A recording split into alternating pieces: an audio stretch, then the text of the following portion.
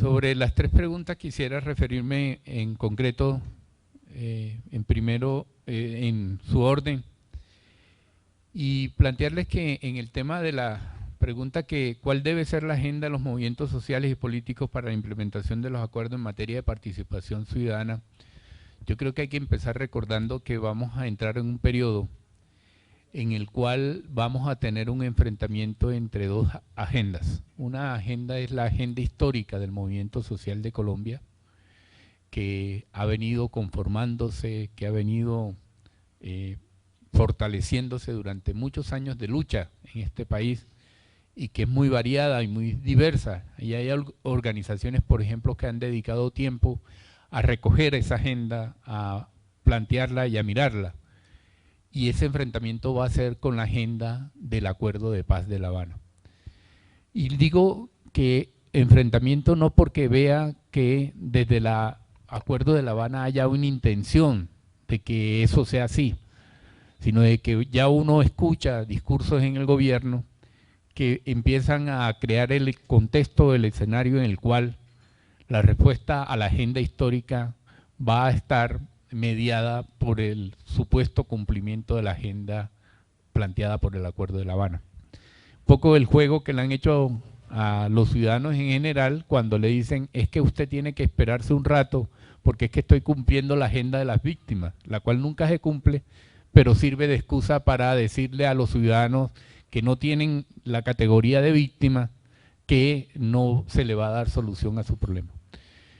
Y en eso podemos estar mirando con mucha preocupación el discurso que ha venido acuñando el señor Pardo, Rafael Pardo, como ministro del posconflicto, en el cual ya ha venido desarrollando la idea de que la preocupación del gobierno no es responder al Acuerdo de La Habana, sino responder a todas las necesidades sociales del país. Entonces, esa es la posición de Pardo, pero por el otro lado tenemos la de Sergio Jaramillo, que dice hay que sentarse entonces a ver cómo se aplica la agenda de La Habana. Entonces, en el mismo gobierno, dos discursos que empiezan ya a enfrentarse y que le hacen ver a uno, y es preocupación del Frente Amplio, que nos van a jugar la de siempre, la de no puedo cumplir una porque estoy cumpliendo la otra, o deme tiempito para cumplir una que quiero cumplirla en primer lugar. Y en ese sentido aparecen los temas de participación. Los temas de la participación política y social en el país, que si uno dijera, tuviera en cuenta el acuerdo, de lo que el acuerdo dice, que está en el marco de la Constitución de 1991, uno se encontraría que no era necesario entonces hacer un acuerdo, durar unos años más de guerra, para llegar a algo que la Constitución decía. Pero la realidad es que uno sabe que la Constitución de 1991, en la parte de la aplicación de los mecanismos de participación de la sociedad, lo que ha tenido es un regreso. O sea, en el 91, si recordamos las épocas del 91, 92, 93, el auge de la participación social y la dinámica de la promoción de esa participación era una cosa interesante de ver. Pero con el tiempo eso fue disminuyéndose con las diferentes reformas y diferentes situaciones. En ese punto aparece el tema de la gente que ya es movimiento social y político en este país y las posibilidades de participación que hoy tienen esos movimientos y esas organizaciones frente a lo que se le ofrece a la guerrilla para decirle que en el post-acuerdo va a haber la posibilidad de que la participación social y política sea tan amplia que haga innecesario el uso de las armas para participar en Colombia. La verdad es que uno encuentra que el escenario es bastante complejo, bastante complicado, pero es complicado porque pareciera también que quisieran enfrentar la cosa en el sentido de las ampliación es para la gente que viene a la vida civil y no necesariamente para la gente que ya está en la vida civil tratando de hacer política. Ahí hay una dicotomía bastante interesante. Desde el Frente Amplio y desde el Polo Democrático Alternativo se ha venido planteando de que no hay necesidad de esperar el posacuerdo para empezar a hacer las reformas que son necesarias, por ejemplo, para la participación política. Por ejemplo, ¿qué impide que en Colombia haya un estatuto de la oposición real, concreto, con elementos y con herramientas suficientes que permitan a quienes hacemos la oposición tener las garantías suficientes, por ejemplo, para tener la información de lo que pasa con la política pública? Un partido como el Polo Democrático Alternativo, que alcanza 2 millones de votos o 2.700.000 que ha sido su mayor votación, no tiene acceso a la información privilegiada en materia de política pública. El Polo no recibe la información de los proyectos, el Polo no recibe la información de las inversiones, el Polo no recibe la inversión de los grandes cambios. Cuando hay discusión del Plan Nacional de Desarrollo, por ejemplo, el Polo no recibe la información a tiempo para preparar una intervención ciudadana sobre el tema. Nada más en el tema de la falta de información, las condiciones han sido totalmente negativas. No tenemos mucha esperanza cuando uno ve estos temas, no se llena uno de mucha esperanza en el sentido de que un acuerdo como el Acuerdo de La Habana nos vaya a cambiar el panorama de la participación. Sobre todo porque, por ejemplo, nosotros vivimos presionando desde hace mucho tiempo el tema del voto electrónico. El voto electrónico, hoy salíamos de una entidad oficial y decía, qué fácil es poner la huella de uno y que se identifique que es uno y lo deje salir de las instituciones del Estado. O sea que no sería tan difícil uno pudiera poner la huella y le identifique que es uno el que está votando. O sea, la cosa es totalmente sencilla. O sea, no es, decía la doctora Clara López en estos días, sencillo, no hay ni que comprar las máquinas, solo alquilarlas durante el periodo electoral para que reconozcan quién vota. El punto es que ahí hay un tema de voluntad política que está mediado por el tema realmente de la forma de controlar política y electoralmente este país que impide la mayor participación. Un tema que sería importante en esa agenda, además del tema de la oposición, sería el tema de la posibilidad que la participación política realmente fuera capaz de generar una vigilancia a la política pública en este país. No necesitamos cambios tan tremendos, sino necesitamos dientes para poder hacer, por ejemplo, la vigilancia de la política pública en este país. Cosas tan sencillas también como el fortalecer las capacidades de que las acciones populares puedan llevarse a cabo, flexibilizar los mecanismos para que las acciones populares puedan llevarse a cabo. Pero hay un tema que en el tema de la participación es clave, es el tema de la posibilidad de la movilización social. La movilización social en este país está totalmente violentada, totalmente esquematizada y en muchos sentidos está criminalizada. Y entonces uno se pregunta, en los acuerdos se plantea el tema de la garantía para la movilización social y la acción social. El punto es si el Estado va a cambiar la forma en que ve la movilización social y la forma en que trata la movilización social. Y ahí hay un punto de la agenda muy fuerte para el movimiento social, porque hace necesario que el movimiento social tome uno de los elementos de mayor bandera. Nosotros sabemos que, por ejemplo, la gente ha tenido mucha dificultad en Colombia, sobre todo la gente de la oposición, para entrar en los procesos de planeación local o territorial.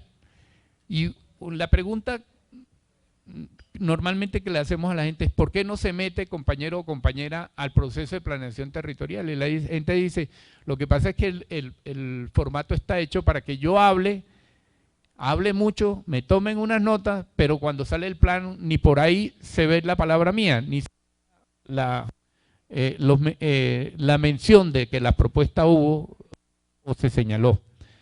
Entonces, en ese sentido, la participación de la sociedad, por ejemplo, en los planes de desarrollo local, que sería una oportunidad muy interesante para acompasar estas dos agendas, la agenda histórica y la agenda del proceso de paz, precisamente que va a tener el escenario desde el mes próximo hasta 12 meses en adelante, nos daría la oportunidad de decir, bueno, toda esta gente que ha hecho propuestas, que tiene iniciativas, podría encontrar en los espacios de planeación local y territorial la fórmula de canalizar tanto la agenda histórica como el método para que se acompase con la agenda de La Habana.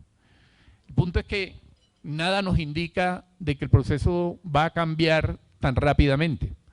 Desde las comisiones de paz de Senado y Cámara, en este momento con el Consejo Nacional de Paz, estamos acordando hacer 8 foros regionales o encuentros regionales con la intención de socializar los acuerdos y en una segunda fase de ese mismo encuentro dar un debate de cómo podría ser usado el procedimiento de planeación territorial que se va a iniciar para poder acompasar estas dos agendas históricas y lograr una mayor coordinación en ese sentido.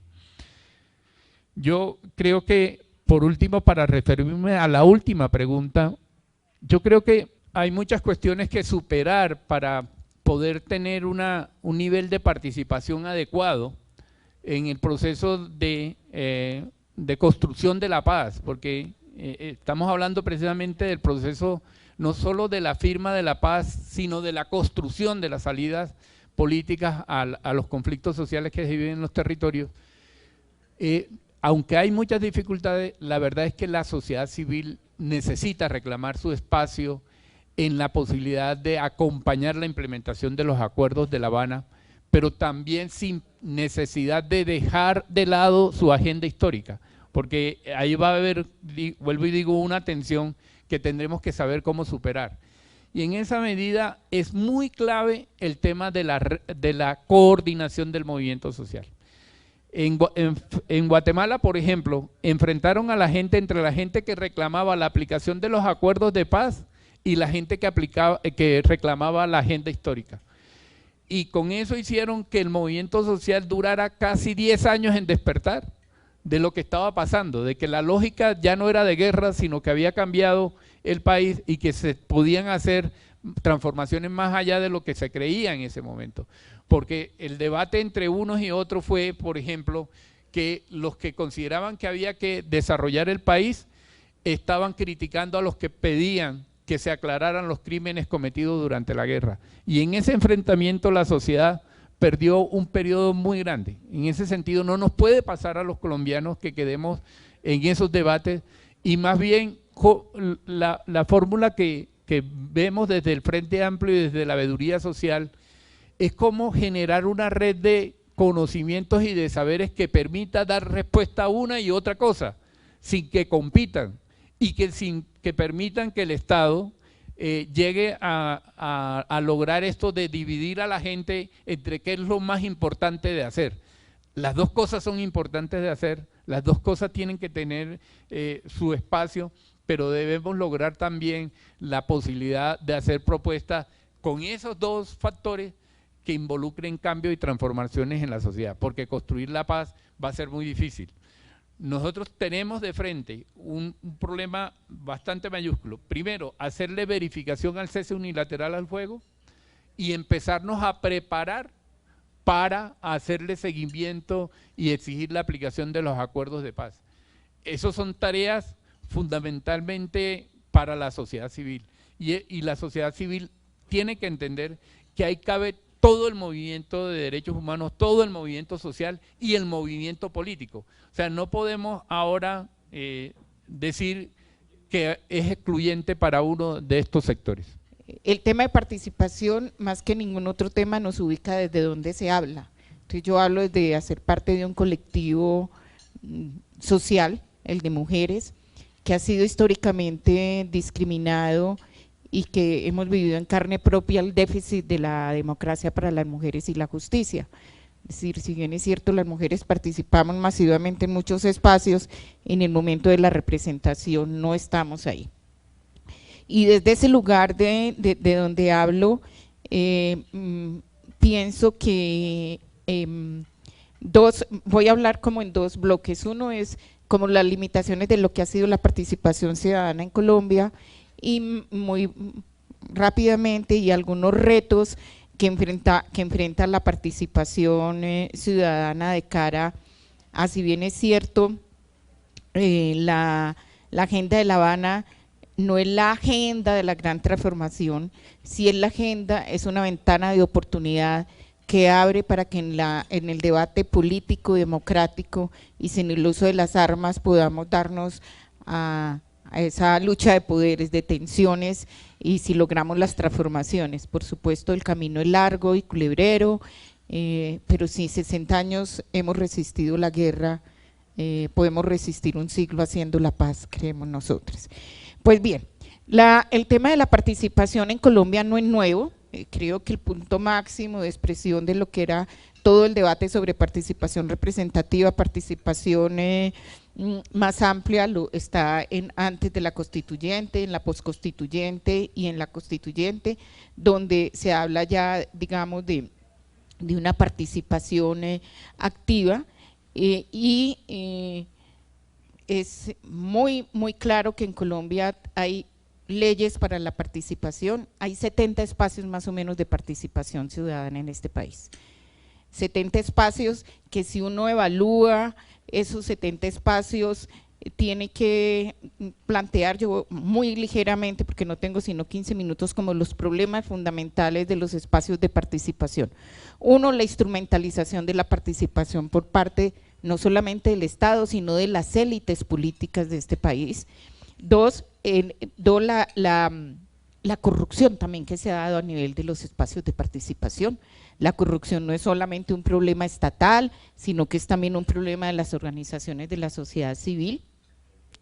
Las prácticas políticas clientelistas y la dispersión de esos espacios de participación, donde también hay liderazgos muy hegemónicos, liderazgos muy autoritarios que no permiten el tránsito de nuevos liderazgos en la vida social.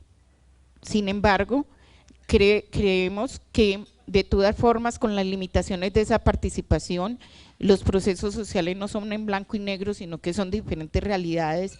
Lo cierto es que los movimientos sociales, como el movimiento indígena, el campesino, de mujeres, el estudiantil, lo de LGTB, todos los que se me olviden, no acordarme de ellos, no los estoy excluyendo, hemos estado insertos en movimientos que han querido ampliar el marco político de este país, que han disputado poderes en lo regional y en lo nacional, que han querido transformar prácticas hegemónicas y excluyentes, y creo que aquí hay un punto fundamental que hay que reconocerle a la participación en este país, y es que ha ampliado el marco de la ciudadanía para muchos sectores sociales y para muchos colectivos tradicionalmente excluidos, las mujeres, las poblaciones LGTBI. No es lo último ni lo deseado, pero se ha ampliado. Es decir, no tenemos el mismo reconocimiento en derechos desde antes de la Constitución a lo que es ahora para un mundo de sectores.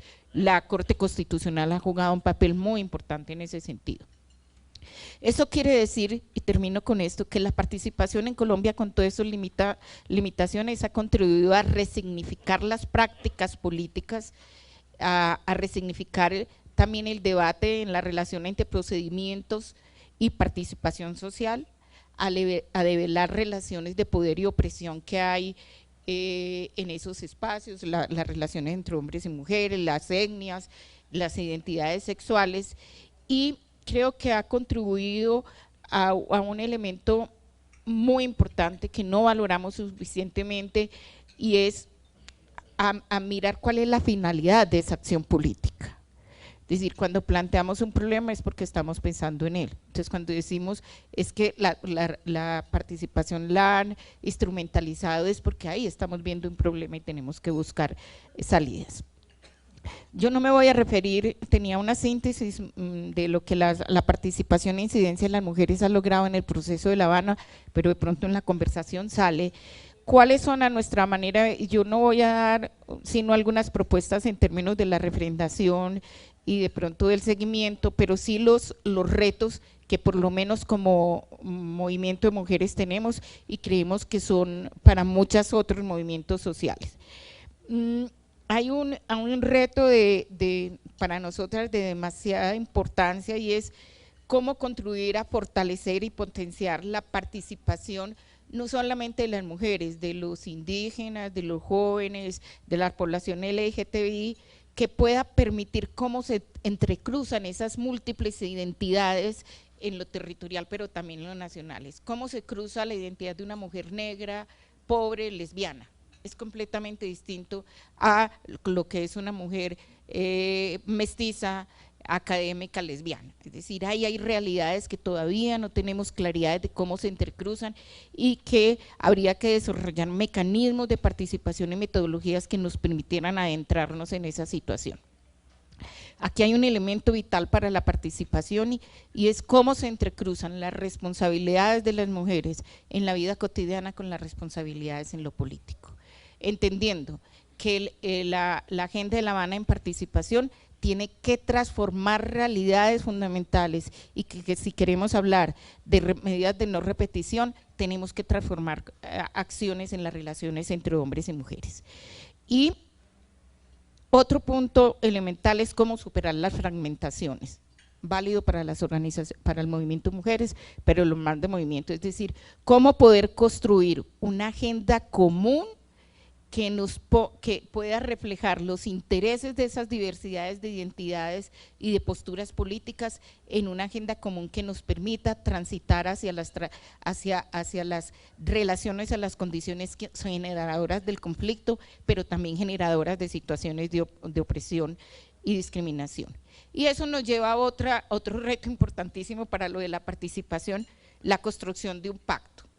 Es decir, cómo construimos un pacto en esas diversidades, un pacto democrático, pluralista, que no sea, nosotros decimos, la aplanadora del patriarcado que viene y nos dice, es que nosotras somos mucho más organizaciones que ustedes, y ustedes 4 organizaciones, ¿qué me van a decir aquí que están en igualdad de condiciones? Y prácticas también muy hegemónicas. Esto significa que también cada una de nosotras y cada uno de los señores tenemos que hacer un ejercicio de transformación individual, porque hemos sido construidas como sujetos de guerra. Y es lo que nos está planteando esta realidad es empezar a construirnos sujetos de paz y sujetos democráticos, que lleva a otro elemento fundamental y es cómo construimos sujetos colectivos, no líderes iconizados o idolatrados. ¿Qué es lo que pasa en este país? En este país, desde el más alto hasta la comunidad, hay líderes que no se pueden tocar, porque ¿cómo va a decir usted si esa señora ha trabajado toda la vida en eso, todo, y es la señora o el señor o el joven? Entonces, es decir, ¿cómo transitamos hacia unos liderazgos más plurales, hacia unos liderazgos más incluyentes, pero también hacia unos liderazgos que piensen en el bien colectivo?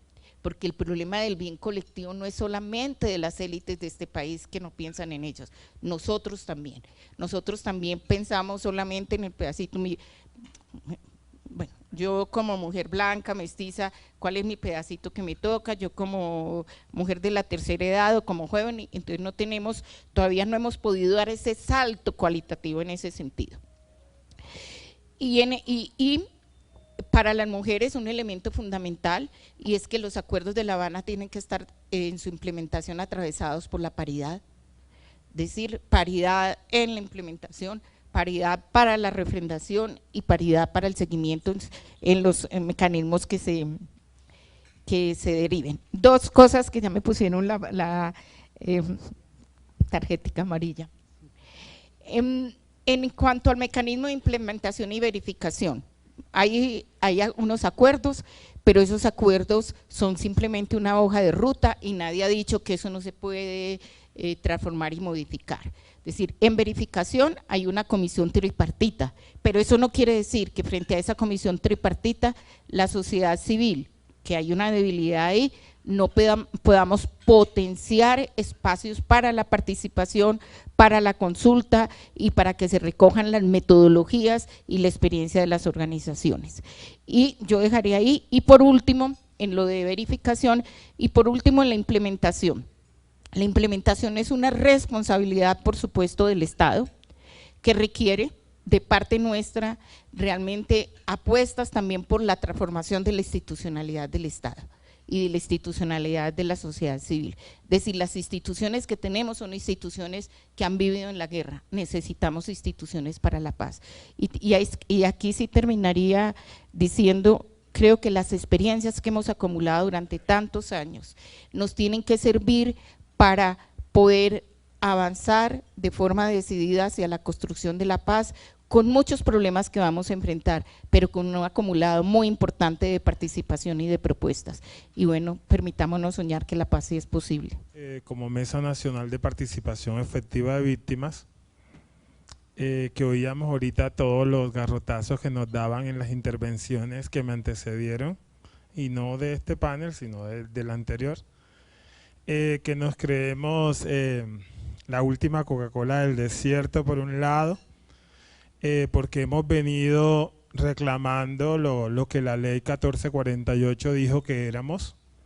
O sea, creo que por ese lado en el país hay aproximadamente 1031 mesas de participación, o sea que somos un movimiento grande, ¿no?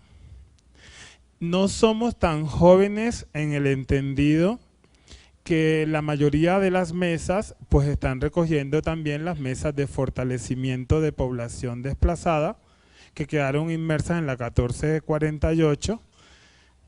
Entonces quiere decir que estamos desde el año 97 que nacimos con la ley 387. O sea que frente a otras organizaciones podríamos decir que tenemos el mismo o en muchos casos mayor tiempo de existencia que muchas organizaciones que hoy escuché aquí intervenir sobre quiénes deberíamos ser los protagonistas en el tema de mecanismos de participación ciudadana dentro de los acuerdos de paz de La Habana. Frente a eso también en el entendido de que la ley 1448 dijo que las mesas de participación eran el máximo mecanismo de participación de las víctimas en este país, o sea, no es un invento de las mesas, lo inventó la ley.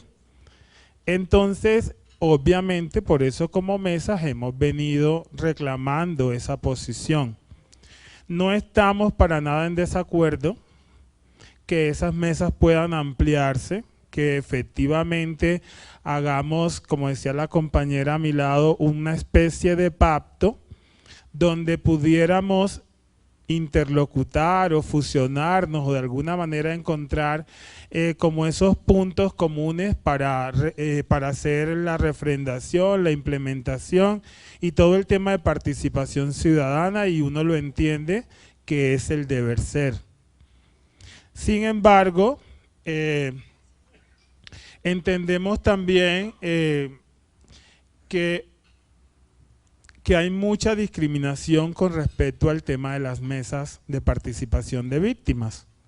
Somos discriminados por el mismo Estado que nos creó, somos discriminados por las otras o por las grandes organizaciones nacionales que siempre o en la mayoría de los casos nos ven como los más ignorantes de todo el tema de participación, porque así se percibe en la mayoría de los escenarios.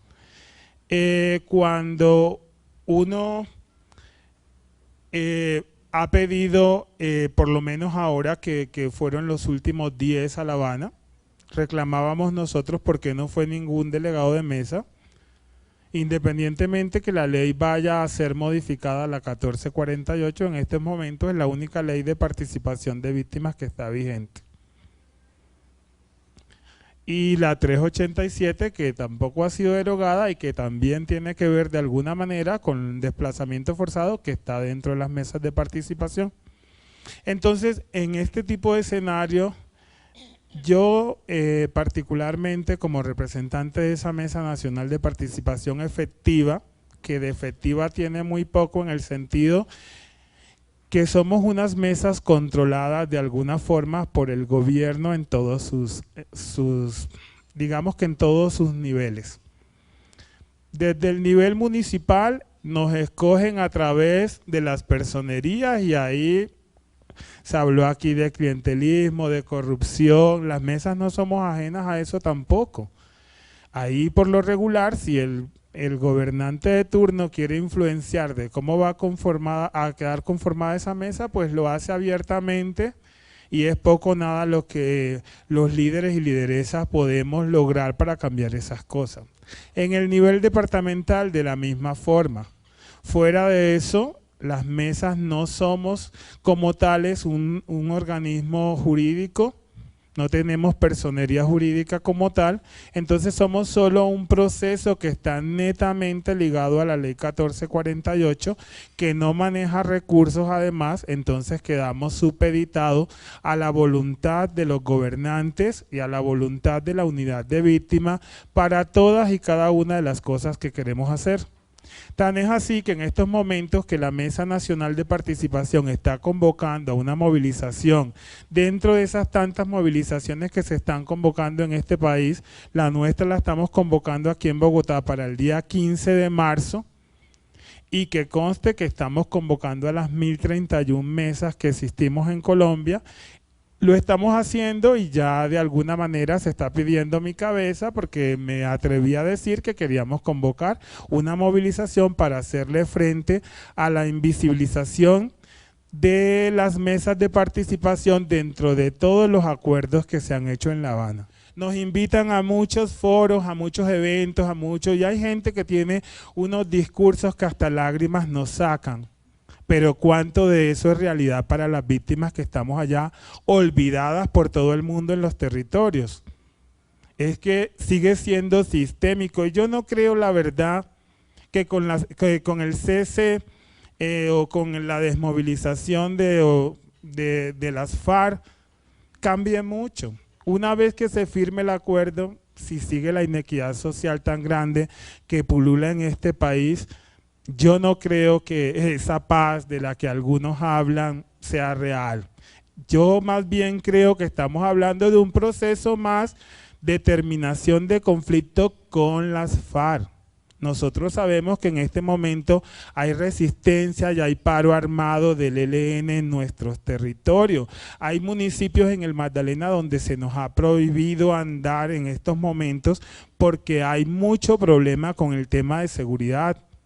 Pero nadie va a los territorios. Nosotros vimos la extraña priorización que el PNUD hizo para el tema de fortalecimiento de estos acuerdos supuestamente para la participación y vimos que todos están en zonas donde hay un alto porcentaje de guerrilla de las FARC. Pero ¿y qué pasa con los altos porcentajes de las víctimas? ¿Qué está sucediendo con eso? O sea, yo no creería de verdad, o sea, y ahí sí que me disculpen por el escepticismo, que uno pueda hablar de verdad de mecanismo de participación ciudadana cuando el gobierno tiene todo su teatro o todos sus mecanismos ya planteados y montados. Y cuando las víctimas intentamos participar de verdad, se nos coarta el derecho incluso a hablar. Se nos corta la palabra, se nos disfraza, se nos presiona, se nos amenaza. Eso sigue siendo sistémico y permanente, o sea, no ha cambiado nada sobre eso. En el tema de esa pedagogía y didáctica de los acuerdos en los territorios, nos van a mandar otra vez a los expertos y los expertos irán y nuevamente dirán sus grandes discursos sobre cómo deberían ser implementados los acuerdos en los territorios, pero ellos 1 o 2 días estarán allá y se vendrán enseguida nuevamente para la capital o para las grandes ciudades y nosotros quedaremos allá como siempre olvidados y con todos los problemas con los que hemos vivido en toda la historia de este país. Entonces, nosotros estamos exigiendo que se nos tenga en cuenta también para hacer esa participación, para hacer esa pedagogía, para hacer esa didáctica, para hacer esa ilustración desde las mesas de participación efectiva, que aunque a muchas organizaciones nacionales no les gustan, por lo menos sí están en todos o por lo menos casi en todos los municipios de este país. O sea, no estamos sectorizados. Yo escuchaba varios discursos donde nuevamente me sentía invisibilizado como negro. Yo soy negro.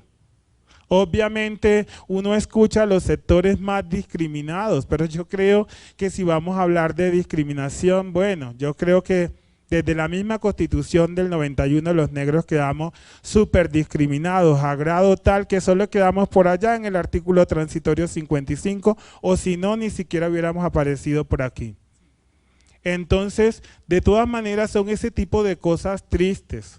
Y yo ahí sí hago un llamado a la reflexión de todos y cada uno de los presentes. O sea, ojalá este proceso sirva para que de verdad los territorios se empoderen. Ojalá esos mecanismos que nos están planteando se hagan de manera honesta. Ojalá tantos consejos de participación, de paz, mesas y todo eso sirva de algo para que las víctimas que están allá en los territorios muy golpeadas y en condiciones paupérrimas de verdad puedan avanzar en algo o mejorar en algo su calidad de vida. Entonces, para terminar, ya que igual se acabó mi tiempo, o ya también como a la compañera me sacaron la paleta amarilla, sí, por eso, la amarilla para... les diría, nosotros como mesas de participación estamos dispuestos también a aportar nuestro grano de arena para esa construcción de paz, pero de una paz con seriedad, no de una paz mentirosa como sentimos en estos momentos que está haciendo, de una dejación del conflicto sin mentiras, de un cese de fuego de verdad comprometido con todas y cada una de los ciudadanos y ciudadanas de este país llamado Colombia, al que amo con toda mi alma y que de verdad quiero verlo tranquilo algún día antes de morirme. Muchas gracias.